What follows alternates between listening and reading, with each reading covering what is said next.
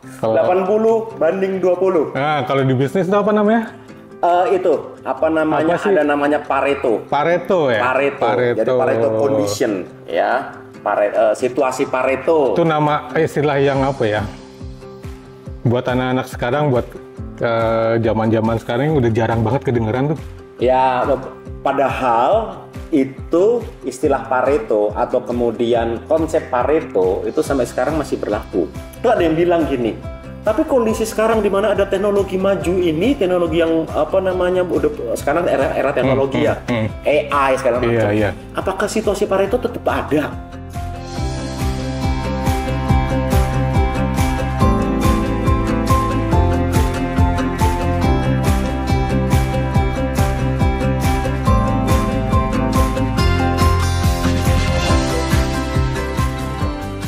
Wih, waduh, Sore-sore ngopi. aduh, yang begini nih, Nah, ngobrol kita ngerepotin yang ada. sambil Ngerepotin nggak?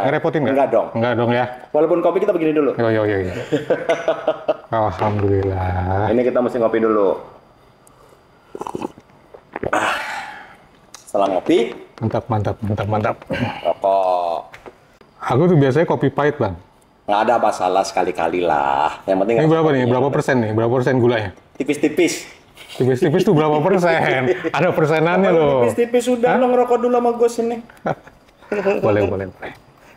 Gue datang repotin nih. Aman. Pokoknya kan kita silaturahmi. Yo. Sehat, Bang Roy? Alhamdulillah. Dalam kondisi-kondisi cuaca yang agak-agak, Tapi gila, berapa hari ini panasnya gila. ya, Ya. Cuman sore ini kayaknya ada teduh nih. rada teduh ininya. Apa namanya? Rada teduh cahayanya. Tapi kalau orang Jawa bilang sumu, Sumuk. Rungsing. rongsing, gitu loh. Lo gimana ceritanya? Aman-aman aja? Aman, Bang. Tapi kopi enak. Bikin sendiri apa beli? Saset. Pantes gue tanya, berapa persen gulanya? Saset. Saset. Oke lah. 20% kali ini. Oke lah, nggak apa-apa. Gulanya? Aman. Kopinya 80%, gulanya 20%. Kalau 80 banding 20. nah, kalau di bisnis itu apa namanya? Itu apa namanya? Apa sih? Ada namanya Pareto. Pareto ya? Pareto. Jadi Pareto condition ya. Situasi Pareto. Itu nama istilah yang apa ya? Buat anak-anak sekarang, buat zaman-zaman sekarang ini udah jarang banget kedengeran tuh. Ya, padahal itu istilah Pareto atau kemudian konsep Pareto itu sampai sekarang masih berlaku. Masih berlaku. Cuma ada istilah lain nggak sih, Bang? Enggak, jadi pada dasarnya satu hal, itu mengacu kepada seorang orang Itali, namanya si Pak Pareto itu. Ya, dia itu Oh, itu nama orang? Nama orang. Aslinya nama orang? Aslinya nama orang. Dia yang nemuin sistem itu? Konsep. Nemuin fenomena itu. Fenomena. Tepatnya. Jadi, dia melihat di Itali itu, kok 80% lahan dikuasai sama 20% orang. Terus dia ngeliat ke tempat-tempat lain, kok kayak gitu? Gimana? 80% lahan 80% lahan dikuasai sama 20% orang. Oke. Itu, fenomena itu. Dan itu ternyata bukan di tempatnya dia doang. Dia ngeliat di tempat-tempat lain, oh kok begitu juga ya? Zaman itu konteksnya pertanian. Zaman itu konteksnya ya pertanian. Karena emang waktu itu tahun-tahun itu ya, tahun 1000 berapa gitu, emang konsepnya pertanian. Jadi dia seperti itu. Ternyata dalam perkembangannya, konsep atau kemudian fenomena Pareto itu terjadi juga di beberapa hal lain. Ya. Gitu. Terjadi beberapa hal lain. Itu jadi kayak semacam alamiah ternyata. Gitu loh, Wi. Jadi akhirnya menjadi satu patokan. Gitu. Jadi orang bilang, oh dalam fenomena ini ada fenomena namanya konsep Pareto, situasi Pareto, kondisi Pareto. Dan ternyata emang banyak terjadi, yang seperti gue bilang, di bisnis 80% pendapatan diperoleh dari 20% produk. Ya. Ya. Lalu sebelum lanjut ya. Pareto itu bagi hasil bukan sih? Enggak. Bisa dihubungin ke situ nggak? Enggak, beda. Kan ada tuh 80-20 ya, 70-30 ya. Itu kalau di syariah, itu namanya nisbah. Itu beda itu. Kalau di syariah namanya nisbah. Kalau ini pada dasarnya lebih sifatnya kemudian fenomena situasi. Situasi. Kondisi. Yang tadi gue bilang kan, ternyata bukan cuma di tanah doang. Ternyata bahwa di bisnis juga gitu. 80% pendapatan diperoleh dari 20% produk. Ya. Terus kemudian 80% masalah karena 20% malfunction. Ya. Ya kayak gitu-gitu. Gitu loh. Jadi artinya fenomena ada beberapa pihak menyimpulkan kondisi Pareto itu merupakan fenomena alamiah ternyata. Gitu. Ya, itu kejadiannya sebenarnya. Gitu. Artinya bisa ya itu nggak kenal ini dong. Mau bisnisnya level apa, usahanya level apa, kelas apa, mau dari kaki lima sampai korporasi, ada dong? Ada. Kondisi itu? Yes. Jadi gitu. kalau kita baca beberapa jurnal, ya, ternyata kondisi Pareto itu berlaku ya secara alamiah itu tadi, dan tidak mengenal kemudian apa itu UMKM, apa itu korporasi, corporate gitu ya, enggak. Pada dasarnya berlaku juga. Contoh, restoran selalu ditanyain signature-nya apa. Kan kalau lo ke restoran yang paling laku apa sih? Nggak semuanya. Dia punya 20 makanan tapi cuma 3 boleh jadi. Punya bintang lapangan nih. Yes. Gitu. Jadi selalu seperti itu. Ya. Kalau kita ngelihat juga katakan misalkan di mungkin pabrik mobil ya, dia variannya banyak banget. Tapi yang laku yang ini. Padahal dia produksinya sekian puluh ribu atau sekian ratus ribu unit, tapi yang laku ya sekian ratus ribu unit dengan katakan 20 varian. Yang laku cuma 3 varian itu udah mencakup 80% penjualan. Iya. Banyak kan? Zaman dulu ada Corolla lah, ada apa Yaris lah atau apa Kijang. Jadi gue ngebayanginnya gini, bisa nggak kalau misal gini, ini namanya sebuah produk ya, misalnya. Terus ada satu produk yang disunting mati. Udah tahun depan nggak usah diproduksi lagi. Ini nggak lanjut nih. Ya kan? Kita suntik mati. Ya. Artinya 20% malfunctionnya itu berkembang. Jadi gini, biasanya kalau misalkan ada produk yang disuntik mati, memang yang tidak kontributif. Memang tidak kontributif. Jadi pada dasarnya disuntik mati pun nggak akan mendongkrak penjualan, nggak akan kemudian dia mengganggu revenue, gitu loh. Jadi nggak ada masalah. Masalah terjadi manakala si 20% produk ini, ya mencapai ini produk life cycle-nya, kan tiap produk ada produk life cycle. Manakala dia itu produk life cycle-nya udah nyampe ke maturity, kan misalkan decline. Nah ini akan jadi isu nih. Karena dia menyumbang 80% pendapatan. Itu. Jadi pentingnya kita memahami fenomena Pareto itu. Itu ada yang bilang gini, tapi kondisi sekarang di mana ada teknologi maju ini, teknologi yang udah sekarang era teknologi ya, AI sekarang macam. Apakah situasi Pareto tetap ada? Nah, itu dia. Orang dari beberapa jurnal, dari beberapa penelitian ternyata masih ada. Saya bang, aku mikir gini, kalau kita mendesain sesuatu ya, desain produksi misalnya, tentu kita punya blueprint dong. Yes. Artinya 80% dan 20% itu sudah terbaca sebenarnya di blueprint itu, atau itu by accident? Nah ini ada yang bilang bahwa kalau kita konteksnya by accident, berarti kan kita harus ada kemampuan membaca situasi, ya dong? Yes. Karena itu tiap kali kita bikin produk itu tuh kita mesti ada riset dulu. Ada orang bilang ada pendekatan namanya design thinking. Oke. Dimulai dari empati terhadap kebutuhan target market, terus kemudian kembali ke dalam, ya kan, dilihat, terus dibuat prototip, diuji lagi, dan lain-lain. Di situ pada dasarnya kita bisa si perusahaan atau korporasi dia bisa memperkirakan bahwa ini jadi signature apa enggak. Ada produk yang memang kemudian diproduksi walaupun kemudian dia nggak signature, pada dasarnya emang karena ada marketnya, ya dia nggak jadi yang 20%. Tapi memang kenapa tetap diproduksi gitu kan? Tetap diproduksi karena emang menghasilkan revenue. As long as revenue-nya masih di atasnya biaya, bisa layak diproduksi. Gitu. Ternyata dalam era teknologi, fenomena itu masih ada. Iya. Tapi lebih mudah untuk disiasati ya kemudian ya? Atau sama aja sebenarnya? Jadi gini, kita perlu memahami konsep 80-20 itu penting buat manajemen. Apa artinya? Misalkan kemudian ada case ya di mana 80% masalah karena 20% penyebab. Ya. Nah, kita pada dasarnya nggak perlu repot lagi mencari, karena dengan memperbaiki yang 20% ini, maka yang 80% ini akan terselesaikan masalahnya.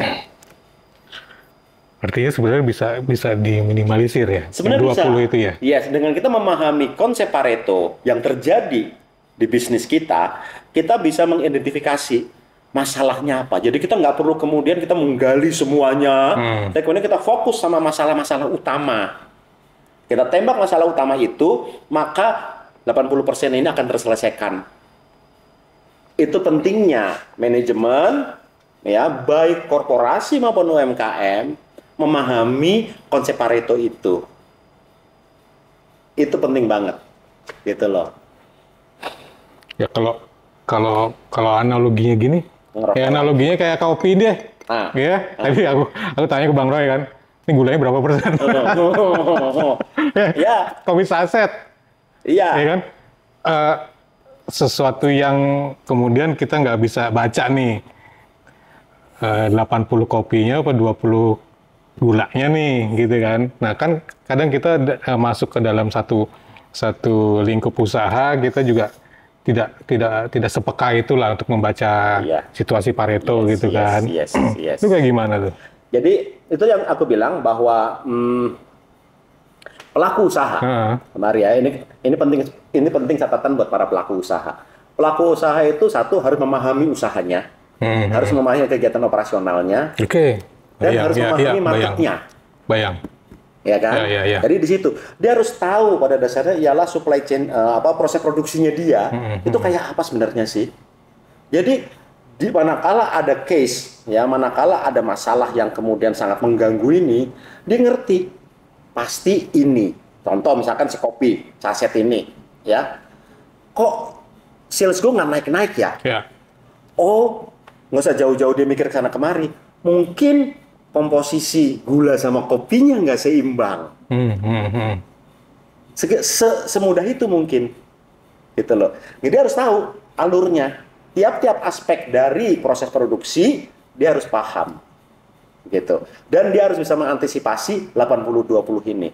Dia harus tahu bahwa ada masalah-masalah utama yang mungkin terjadi itu pada dasarnya di titik ini. Itu pentingnya kita memahami itu, gitu loh. Jadi karena pun secara praktek bisnis nggak mungkin idenya ialah secara umum selalu ada masalah utama yang menjadi pemicu, gitu loh. Dan masalah utama itu pada dasarnya merupakan sebenarnya masalah yang hanya 20%, tapi signifikan pengaruhnya, gitu loh, ya kan? Termasuk juga misalkan cost. Ya kan, ternyata dengan mengendalikan cost di 20% produk, itu ternyata secara keseluruhan bisa memperbaiki struktur biaya yang lebih 80% totalnya ini. Gitu.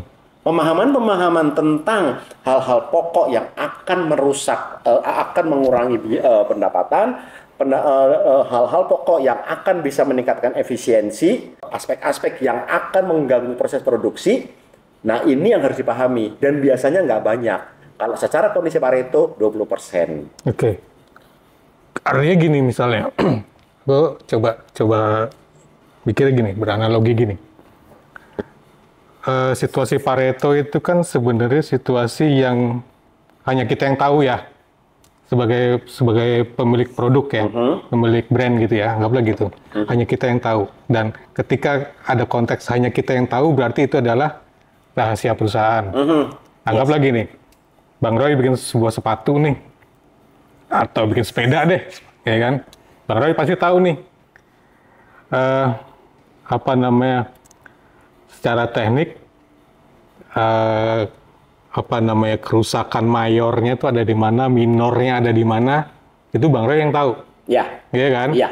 Sehingga Bang Roy bisa punya antisipasi bahwa ketika ada sebuah pengaduan tentang produknya Bang Roy bisa mensiasati, oh yang rusak ini, karena itu sebenarnya udah jadi kuncinya perusahaan kita. Itu Pareto bukan? Pareto. Bisa dibilang seperti itu. Beberapa perusahaan udah mensiasati dengan cara apa? Dengan cara kemudian dia bikin buku, ada Q&A. Oke. Ya kan? Kalau customer service ditelepon, pasti masalahnya nggak jauh-jauh dari. Iya betul. Dan itu pada dasarnya masalahnya itu kalau digabung dibandingkan dengan kemungkinan masalah yang lain itu cuma 20%. Iya. Gitu. Itu salah satu cara untuk mitigasi. Ya, artinya 20% kalau didiemin ya bahaya juga kan? Definitely. Itu dia. Jadi yang ingin seringkali gua ngomongin juga ke para pelaku usaha, ke brand lokal, UMKM maupun korporasi, pahami 20% lu. 20% produksinya, 20% masalahnya, 20% struktur biayanya, pahamilah itu. Gitu. Karena 20% ini seringkali pula mendongkrak keberhasilan, seringkali 20% ini kemudian membuat perusahaan dalam masalah. Ya, artinya bahwa Pareto tidak hanya bicara soal kebijakan ya Bang Roy ya. Kayak misalnya, ya ini kemasan ini deh, kemasan F&B gitu kan, pasti ada ingredients tuh. Iya. Iya kan? Yes. Tinggal konsumen dong mikir, wah ini gulanya gede banget nih. Yes. Ya kan, ada faktor resiko itu yang diinfokan gitu. Yang diinfokan. Ada faktor risiko yang diinfokan, terus kemudian itu merupakan proses bagus untuk pembelajaran. Dan pilihan ada di konsumen. Kayak cerita beberapa tahun yang lalu ada seorang anak muda di Amerika yang apa namanya mengadukan ke jalur hukum bahwa dia merasa dirugikan karena tiap hari makan McD. Ya, betul. Terus dia obesitas. Ya kan? Kamu nih karena kamu tidak menginformasikan. Sebenarnya itu sudah satu resiko yang sudah terbaca oleh perusahaan dong. Yes, itu dia. Orang ini kalau makan ayam gua bakal obesitas nih, tiap hari makan ayam gua gitu. Tapi dia tidak menginformasikan. Oke. Si komposisi ingredients itu kalau di total cuma 20% sebenarnya.